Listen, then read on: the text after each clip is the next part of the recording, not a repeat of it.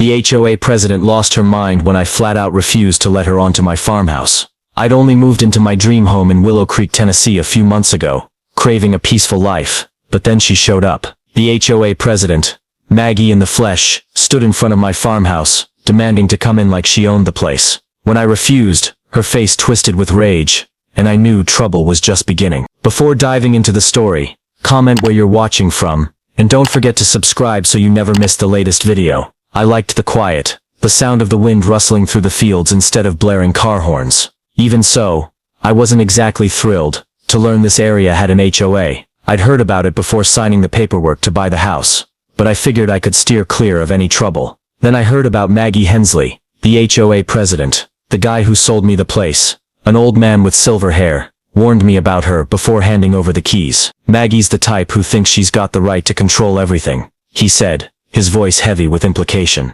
I shrugged it off, not too worried. I hadn't met her yet, and to me it was just gossip. Anyway, I was busy settling into my new life. The weed-choked garden left by the previous owner had me rolling up my sleeves right away. I started planting a few rows of tomatoes, fixing up the rotted wooden fence, and cleaning out the chicken coop to put some hens in there. Nothing too fancy, just small things to make the place feel like my own. I liked the feel of the dirt under my hands, the smell of fresh grass as I pulled weeds, and the chirping of birds around the fish pond. Every swing of the hoe was a step away from the chaos of Nashville, where I'd been dragged down by work until I was burned out. But even in those early peaceful days, I couldn't shake the feeling that Maggie Hensley would show up soon. The rumors about her weren't just hot air. I'd heard neighbors whisper about how she nitpicked every little detail, from fence heights to door paint colors. I told myself I wouldn't let her bother me. I wasn't part of the HOA, and the paperwork for the house confirmed that. Everything stayed peaceful for the first few weeks at the farmhouse.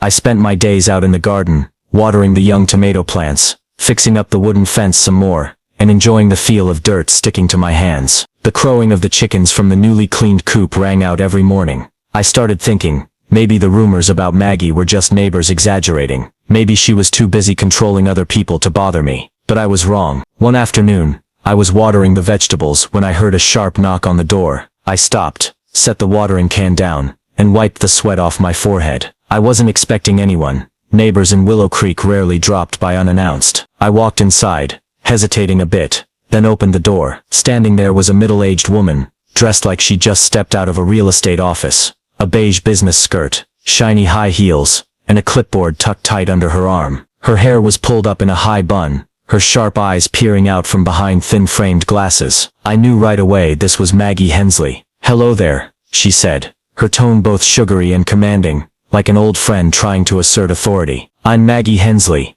president of the HOA, in Willow Creek. I'm here for a quick inspection of your farmhouse." She smiled, but it didn't reach her eyes, and her gaze was already sliding past me, toward the backyard. I blinked, trying to figure out if I'd heard her right. "Inspection," I repeated, my voice a little higher than usual. "What do you mean?" Maggie tilted her head, like I'd just asked something ridiculous. "That's right," she went on, glancing down at her clipboard like she was reading a script. "I need to see your garden, the fence, the chicken coop, everything, to make sure it's all up to community standards. It's part of the HOA rules, you know." I stood still, a feeling of unease starting to rise. I took a deep breath, trying to stay calm. "Sorry, but I'm not part of the HOA," I said, my voice even. "I didn't sign anything with you folks, and this is my private property. I don't think you've got any right to inspect anything here." Maggie paused, eyeing me up and down like I just said something bizarre. "Not part of the HOA," she echoed, her voice pitching up with a sneer curling her lip.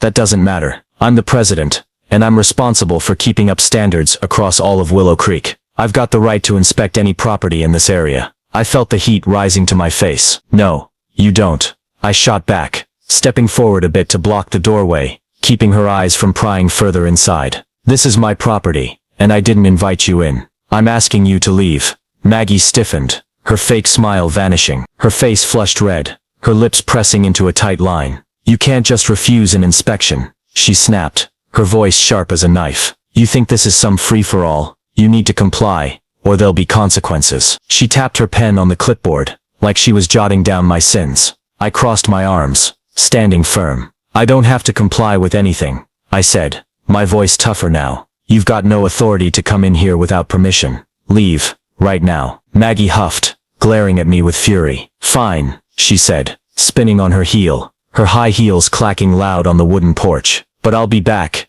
and you won't get off easy." She marched down the path, her figure fading into the sunset. I stood there, watching her go, a wave of unease washing over me. After that run-in with Maggie, I tried to push her out of my mind. I went back to my work at the farmhouse, watering the tomato garden, fixing a few more slats on the fence, and letting the new chickens loose in the coop. The clucking of the hens and the damp smell of the soil helped me forget Maggie's piercing stare, at least for a few hours. But deep down, I knew she wasn't the type to let things go. Her threat, "I'll be back," kept echoing, like the wind whistling through the cracks in the roof at night. The next morning, I stepped onto the porch with a coffee mug in hand, and spotted a bright yellow paper slapped right in the middle of my front door. I set the mug down, frowned, and yanked the paper off. It was a violation notice from the HOA, with Willow Creek Homeowners Association printed bold at the top. I skimmed it, and the more I read, the more I couldn't believe my eyes. According to the notice, my fence exceeded the allowed height.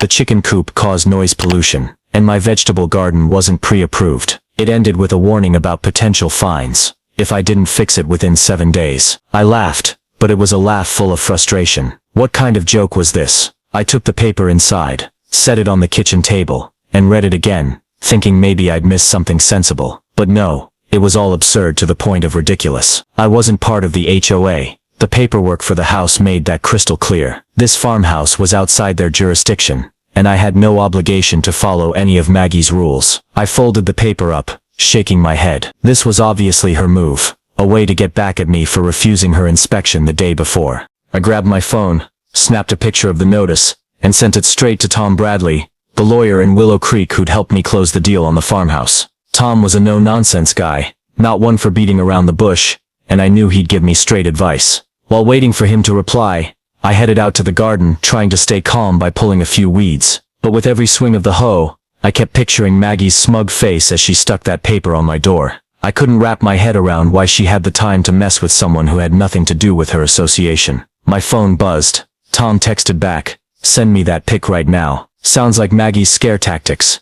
I sent the photo, and a few minutes later he called. "Ryan, I've seen it," Tom said, his tone serious but with a hint of amusement. "She's got no authority over you. Your farmhouse isn't in the HOA, and that notice is just trash. Maggie loves blowing things up to spook people, so I just ignore it." I asked, still gripping the hoe tight. "Yep," Tom replied, "but keep the evidence. The photo, the paper, all of it. If she keeps this up, we'll have something to hit back with. I've seen her fine someone for letting their grass grow past 3 inches, so don't be shocked if she doesn't stop here." I hung up, feeling a bit relieved, but unease still crept in. I went back inside, stashed the notice in a drawer, but couldn't shake the sense that Maggie was watching me. That afternoon, while I was feeding the chickens, I caught a glimpse of a white car creeping along the road in front of the farmhouse. I couldn't make out the driver, but my gut told me it was Maggie. She parked a ways off, like she was spying. I stood up straight, staring toward the car, but it sped off fast and disappeared. After the violation notice, I tried to keep things normal. Tom Bradley's advice stuck in my head. Just ignore Maggie, hold on to the evidence, and keep living. I told myself she was only trying to scare me, that a yellow piece of paper couldn't do a thing to me. But that nagging feeling of being watched from the white car the day before clung to me, like a tiny thorn in my back. I couldn't pull out. One morning, as I went to the fish pond to check the water level, I saw a white car identical to the one from before, crawling along the road out front. I squinted, trying to spot the driver, but the tinted windows hid everything. The car didn't stop, just glided by and vanished around the bend. I shook my head, telling myself it might just be a neighbor, or someone lost. But that afternoon, while I was pulling weeds in the garden, it showed up again, this time parked a ways off, just past the oak trees. I stood up straight, staring. Through the leaves, I saw a figure inside lift something, maybe a phone or a camera, pointed right at me. My heart beat faster. I waved, not to say hi, but to test their reaction. The car fired up instantly, tires crunching on gravel, and peeled out. I stood there, still clutching the hoe, irritation bubbling up. That wasn't random. I was almost positive it was Maggie, or someone she'd sent. She wasn't stopping at the notice. She was stalking me, tracking every move I made on my own land. I went back inside, grabbed my phone, and called Tom. "I think Maggie's spying on me," I said as soon as he picked up. "There's a white car lurking around the farmhouse, and today I saw them taking pictures from a distance. Tom went quiet for a second, then sighed. Sounds like her style, he said. Maggie loves freaking people out, making them feel like she's always lurking. You got any proof? Not yet, I admitted, feeling helpless. It happened too fast, and I couldn't snap a shot. Then you need proof, Tom said, his tone firm. Get some security cameras, Ryan. Put them at the gate, the garden, the chicken coop, anywhere she might show up.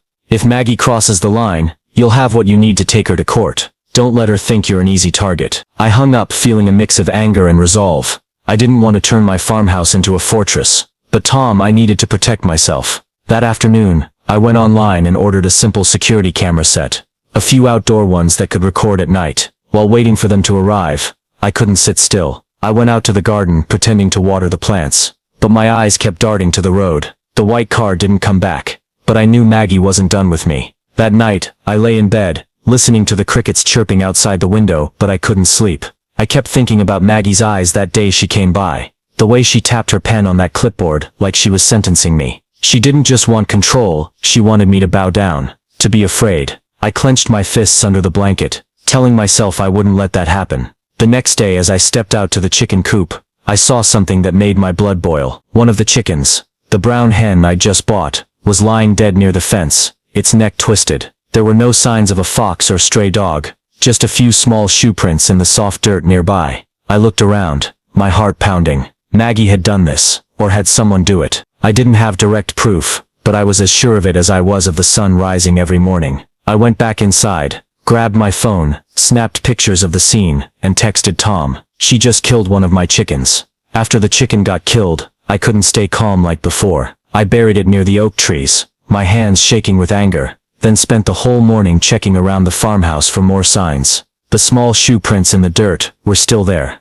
faint, but enough to convince me Maggie, or someone she'd sent, had crossed my fence. The security cameras hadn't arrived yet, but I texted Tom Bradley right away, sending pics of the scene with the message. She did this. Tom replied quick. Keep everything as is. I'll come check it out. Tom showed up at noon, wearing an old shirt and a baseball cap, looking nothing like a lawyer. He checked out the shoe prints, the chicken pics, and shook his head. Not enough to sue her yet, he said, his voice low. But it's clear Maggie's ramping things up. Get those cameras up, and don't let her see you flinch. I nodded, though inside I just wanted to bang on Maggie's door and demand what the hell she was playing at. But I knew Tom. I needed solid proof. The next day the cameras arrived. I spent the whole afternoon setting them up. One at the gate, one facing the garden, and one near the chicken coop. I tested them on my phone, seeing every angle crystal clear. Even in the dark, I felt more secure, but I still couldn't shake that watched feeling. The white car didn't show up again, but I kept glancing at the road whenever I heard a noise. Maggie was out there somewhere, and I knew she wasn't done with me. The morning after, as I went to grab the mail from the wooden box by the gate, I spotted a plain white envelope with no sender's name. I frowned, tore it open right there. Inside was a typed letter, the header bold. Request to attend HOA meeting. I read on, and my blood started boiling. It said I had to show up at a meeting that weekend to address violations regarding the fence, chicken coop, and uncooperative behavior. It listed everything from the first notice again, plus a new claim that I was disrupting community order. At the bottom, Maggie, signed as Margaret Hensley, HOA president, threatened failure to attend will result in legal action to ensure compliance. I stood there, clutching the letter, half mad, half amused. Legal action. Against me. Someone not even in the HOA. This was obviously another one of Maggie's tricks, a way to force me to back down after she couldn't scare me with the notice or the chicken. I stuffed the letter in my pocket, went back inside and called Tom right away. She sent a letter demanding I go to an HOA meeting, I said, threatening to sue if I don't. Send me that letter, Tom replied, his voice calm but purposeful. I snapped a pic, sent it over, and waited. My phone buzzed a few minutes later. This is her next scare tactic, Tom said. She's got no power over you, Ryan, but I suggest you respond. Not by going to the meeting, but with a letter back. Make your stance clear, and threaten her right back if she doesn't stop. I sat down at the kitchen table, grabbed a pen and paper. I wrote short but firm. I, Ryan Carter, am not part of the Willow Creek HOA, and have no obligation to attend any meetings. I've been harassed with baseless violation notices, stalked and most recently had my property vandalized. I have proof, and if this behavior continues, I'll file a civil lawsuit for trespassing and harassment. I attached a pic of the first notice and the shoe prints by the coop, then mailed it through the town post office. After sending that letter back to Maggie Hensley, I felt a brief relief. I'd drawn a line, and with the security cameras now recording every corner of the farmhouse, I thought I could keep her in check. I went back to my routine, watering the tomato garden, feeding the chickens, and fixing a loose spot in the coop.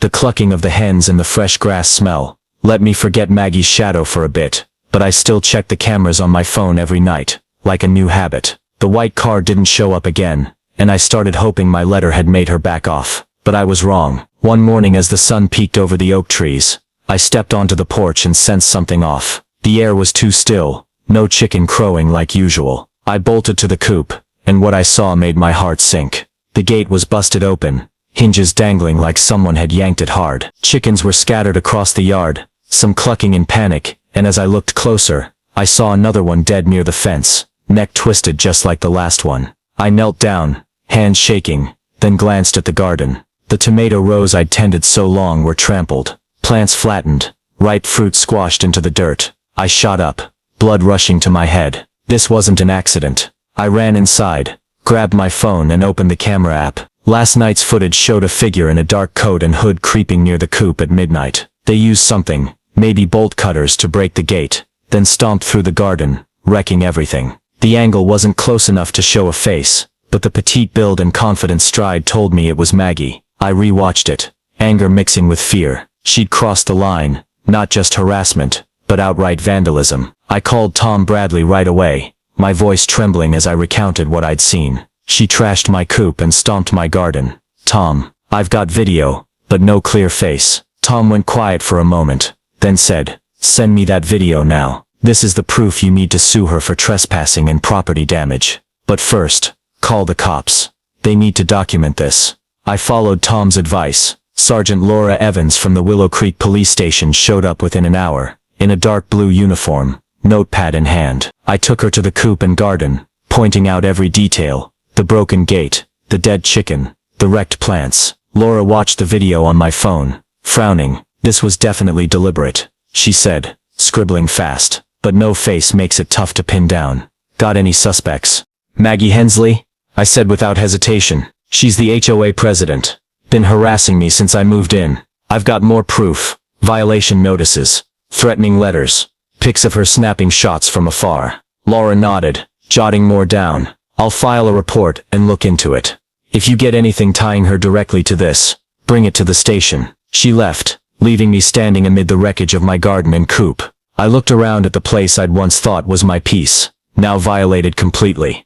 I called Tom again, filling him in on Laura's visit. "The cops won't do much unless I've got clearer proof," I said, my voice thick with frustration. "But I know it's her." "Damn right," Tom replied. "That video's a solid start, but we need more. Keep the scene as is, don't clean up yet. I'll start drafting a civil suit for trespassing and vandalism. Maggie's gone too far, and we're gonna make her pay." I hung up, standing in the yard, staring at the ruined tomato rows and the frantic chickens. I wasn't just mad, I felt insulted. Maggie didn't just want to scare me, she wanted to destroy what I'd built, but I wouldn't let her win. I checked the cameras again, making sure they were still rolling, and told myself that next time Maggie showed up, I'd have enough to end this game. I left the scene as Tom Bradley advised. Gate busted, tomato plants wrecked, and the chicken I'd buried near the fence, to preserve the evidence. Every time I stepped into the yard, I felt the anger flare up again, but I told myself to stay cool. A few days later, while I was cleaning up the scattered chicken feathers around the coop, I received another letter from Maggie. The white envelope was like the last one, but this time it was thicker, as if she'd stuffed an entire book inside. I opened it, and inside was an official notice from the HOA, demanding I attend a meeting that weekend to discuss ongoing violations, and address my uncooperative behavior. The letter listed everything again: the fence, the chicken coop, the vegetable garden, and added a new line: threatening behavior toward HOA members. I guess that was a jab at the protest letter I'd sent. At the bottom, Maggie signed it with bold text: "Failure to attend will lead to legal action." I let out a dry laugh, but inside, I just wanted to tear the paper to shreds. I called Tom right away, reading the letter aloud over the phone. "She's lost it," I said, my voice full of frustration. "I'm not in the HOA, and now she's threatening to sue me because I dared to push back." Tom chuckled lightly. but I could hear the seriousness in his tone. Maggie's losing control, Ryan. This letter's more proof. She's harassing you. I think you should go to the meeting, not to apologize, but to face her head on. Bring all the evidence you've got. The vandalism video, the violation notices, the threatening letters, the shoe print photos. Show them she's the one in the wrong. Walk right into the lion's den? I asked, a bit hesitant. She's got the whole board backing her. Not entirely, Tom replied. I've heard some folks in the HOA are fed up with Maggie, but they're scared to speak up. If you lay it out clearly, they might switch sides. Anyway, I'm drafting a civil lawsuit. This meeting could be your chance to put an end to her nonsense. I hung up, thinking it over. Going to the HOA meeting felt like handing myself over to Maggie. But Tom, I needed to confront her directly. I couldn't keep letting her attack me without fighting back. I spent the whole afternoon gathering evidence, printing photos of the shoe prints and the dead chicken, copying the camera video onto a USB, and organizing Maggie's letters into a neat stack. I double-checked everything, making sure I didn't miss a thing. This wasn't just about protecting the farmhouse. It was about protecting my right to live in Willow Creek. That evening I met Tom at Willow Brew, a small coffee shop in town with the smell of toasted bread wafting in the air. Tom brought a stack of papers and set them on the table in front of me. This is the draft lawsuit, he said, pointing at each page. Trespassing, vandalism, harassment, enough to make Maggie answer in court, but I found something even better. He slid another sheet toward me. A printed email, the text faded but legible. Maggie's been talking to a real estate company, wanting them to buy up farmland around here, including your farmhouse. She could score a commission if she forces you to sell. I stared at the email, feeling like I'd just been punched in the gut. So this isn't just about control, I said slowly. She wants to run me off to make a buck. Could be, Tom replied. Using her HOA position to pressure people is her usual game. But now you've got this, plus the other evidence. Maggie won't get away easy. I nodded, a surge of determination rising. The HOA meeting wasn't Maggie's trap anymore. It was my chance to turn the tables. I held the stack of evidence,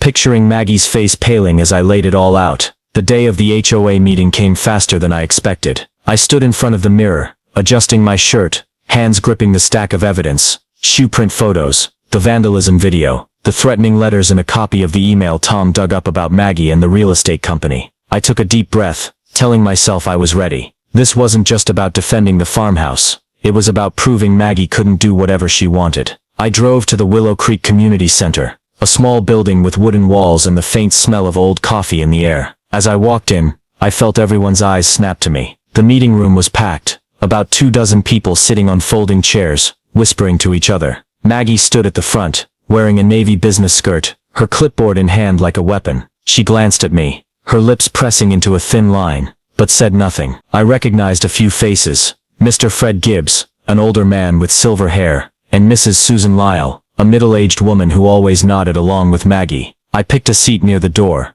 setting the stack of evidence on my lap, waiting for my turn. Maggie tapped her pen on the table, starting the meeting with a commanding tone. Today we've got a serious issue to address, she said, her eyes flicking over me. Ryan Carter, the new resident at the farmhouse on Oak Hill Road, has violated a slew of HOA rules, an out-of-spec fence, a noisy chicken coop, an unapproved vegetable garden. More importantly, he's refused to cooperate, and threatened our organization. She paused, letting her words sink in. I heard a few murmurs, a few glances turning my way. I stood up, keeping my voice steady. I'm not in the HOA, I said, looking straight at Maggie. My farmhouse is outside your jurisdiction, and the paperwork for the house confirms that. But Maggie Hensley's been harassing me non-stop, sending baseless violation notices, stalking me, and most recently, vandalizing my property. I've got proof. I held up the stack of papers, starting to lay it out. Photos of shoe prints by the chicken coop, the video of someone breaking the gate, the threatening letter demanding I comply.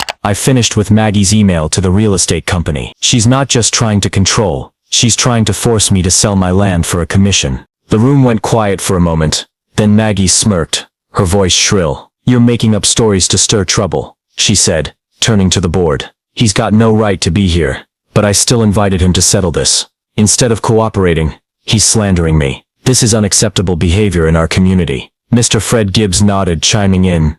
I hear those chickens crowing from his place every morning. Real annoying. Mrs. Susan Lyle jumped in. He's even threatened to sue us. Who does he think he is? I felt the heat rising to my face, but I tried to stay calm. I'm not slandering, I shot back. I've got video, photos, and the police filed a report on the vandalism. And this email, how do you explain contacting a real estate company? I held up the paper, but Maggie cut me off. That's forged, she snapped, her voice sharp as a blade. You think you can come in here and ruin my reputation? Bored. We don't need to hear more from this troublemaker. A few people nodded. Others eyed me with doubt. I realized I was losing ground. Maggie had them wrapped around her finger before I even got here. The meeting wrapped up fast. Maggie declared me not welcome, and said they'd consider further action. I left the room, hands clenched around my evidence, a heavy sense of defeat weighing me down. I'd prepared hard, but Maggie had the board in her pocket, and my proof wasn't enough to sway them. As I drove home, I called Tom. They didn't listen, I said, my voice flat with disappointment. Maggie twisted it all to make me the bad guy. Tom sighed over the phone. I figured she'd pull something like this. But don't give up, Ryan. They can't kick you out of the farmhouse. She's just buying time. We need more evidence, and I'll speed up the lawsuit. Did you run into anyone who might back you up? I thought for a moment. As I was leaving, Mr. Henry Tate, an old farmer I'd seen at the coffee shop, had patted my shoulder and whispered, I believe you. Maggie once fined me over my cattle barn. I relayed this to Tom. Good, he said. Start there. Find others she's bullied. We'll win next time. After the defeat at the first meeting, I didn't let myself back down. I spent the next few days shoring up evidence. Following Tom Bradley's advice, I met Mr. Henry Tate at Willow Brew, where he detailed how Maggie fined him over his cattle barn, making him pay even though he hadn't broken any rules. He agreed to be a witness, if I needed one. I also reached out to the Davis family, a young couple living near the farmhouse, over the fence. They admitted Maggie had threatened to fine them for leaving bikes in their yard, and they were ready to support me if I faced her again. Tom worked tirelessly. He filed a civil lawsuit with the local court, accusing Maggie of trespassing, vandalism, and harassment. He also dug deeper into her emails with the real estate company, uncovering 2 more that proved she was negotiating to sell farmland around Willow Creek, including my farmhouse.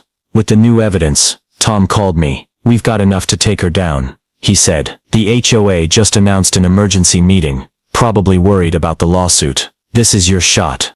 The day of the second meeting arrived, and I walked into the community center with a different feeling from last time. I carried a thicker stack of documents, the vandalism video, shoe print photos, threatening letters, real estate emails, and handwritten statements from Henry and the Davises. The room was more crowded, the air tense. Maggie stood at the head of the table, her face stone cold, but I noticed her gripping the clipboard tighter than usual. Mr. Fred Gibbs and Mrs. Susan Lyle were still there, but a few other faces looked at me with curiosity instead of hostility. Maggie spoke first, her voice cutting. We're here because Mr. Ryan Carter keeps causing trouble, she said, glancing at me. He refuses to comply, threatens to sue us, and spreads false rumors. I propose the board ban him from any Willow Creek activities. I stood up before she finished, my voice calm but firm. I'm not in the HOA and I've got no obligation to follow your rules. But Maggie's been harassing me since I moved in, sending baseless violation notices, stalking me, trashing my coop and garden.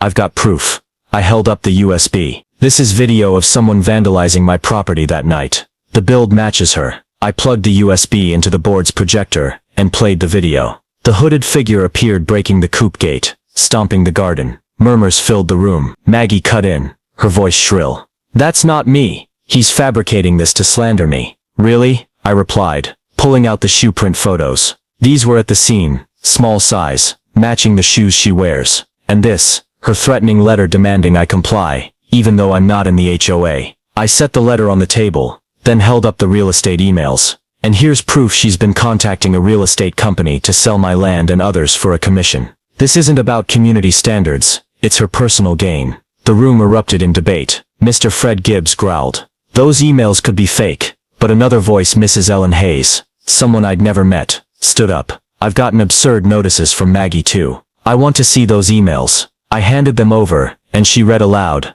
Maggie promised the company she'd handle uncooperative landowners. The murmurs grew louder. Maggie's face flushed, and she yelled, "It's all lies. He doesn't belong here." She turned to the board. Kick him out now. But I wasn't done. These are statements from Mr. Henry Tate and the Davis family, I said, placing the papers on the table. She's harassed them too. She doesn't represent the community. She abuses power for herself. Henry stood, his voice shaky but steady. Maggie fined me $200 over my barn. though it was legit. I trust Ryan. Maggie lost it. You can't believe this outsider, she screamed, hurling her clipboard to the floor. The crash echoed, silencing everyone. Mrs. Ellen Hayes faced the board. I move we vote to remove Maggie as president. She's gone too far. Mr. Fred and Mrs. Susan objected, but most hands went up in favor. Maggie stood there, pale as a ghost, then shrieked, "You'll regret this." She stormed out, leaving the shattered clipboard on the floor. The board declared her removed,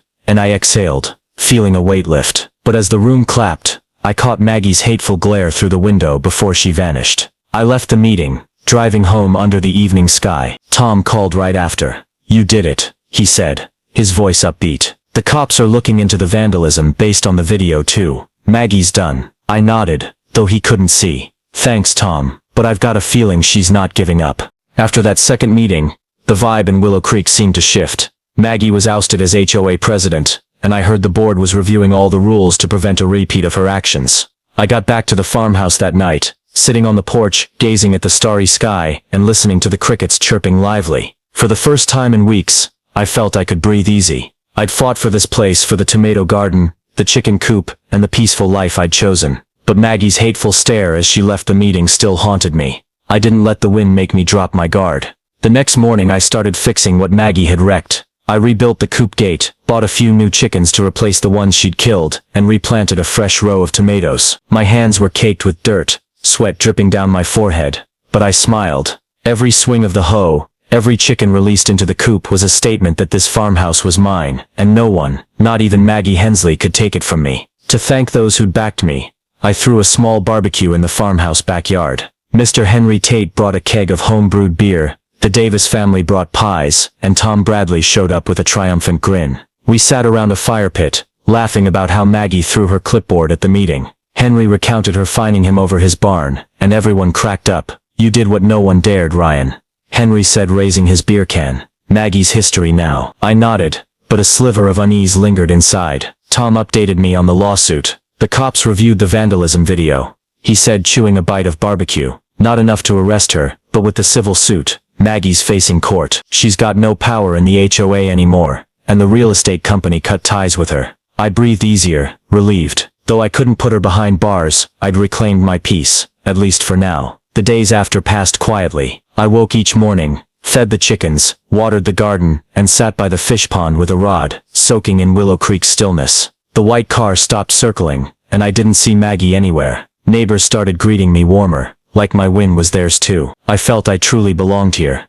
No longer the outsider Maggie had labeled me. But one night, as I sat on the porch with a coffee mug, my phone buzzed. I picked up, no caller ID showing, just heavy breathing on the other end. Then it cut off. I set the phone down, heart racing. No one spoke, but I knew it was Maggie, or someone she'd sent. I stood, peering into the darkness around the farmhouse, a chill creeping in. She'd lost her position, her power, but that hateful glare told me she wasn't done. I went inside, checked the cameras again. Everything was running fine, capturing every angle. I told myself I wouldn't let fear take over. Maggie might be plotting something, but I'd beaten her once, and I'd do it again if I had to. I locked the door, turned off the lights, and lay in bed, listening to the crickets outside the window. Closing my eyes, I thought about this journey. From the first day I moved in, to the battle with Maggie, and now this temporary peace. I'd stood up for myself, and if Maggie came back, I'd be ready. The farmhouse wasn't just a home,